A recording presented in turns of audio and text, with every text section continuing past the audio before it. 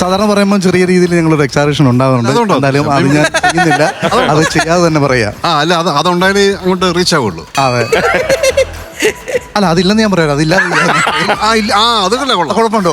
ഒരു കുഴപ്പമില്ല. അപ്പനും മോളും കൂടെ കടപ്പുറ വാക്കുന്നുണ്ടല്ലോ. ഞാനവിടെ നിൽപ്പുണ്ടായിരുന്നു, ആര് കാണാം. പരീക്ഷ ജയിച്ച സന്തോഷമല്ലായിരുന്നു. നമ്മൾ തമ്മിലൊരു വാക്കുണ്ടായിരുന്നു.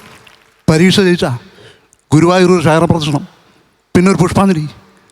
എൻ്റെ വാക്ക് ഞാൻ പാലിച്ചു. മുട്ടക്കൈത്തിരി പൊട്ടി, കുഴപ്പമില്ല. ഒരു ചുംബനം തരൂ, കടവട്ടെ എന്നാൽ മതി. നാളെ തിരിച്ചു വന്നേക്കാം. ഇല്ലേ? എന്നാ പിന്നെ പോട്ടെ.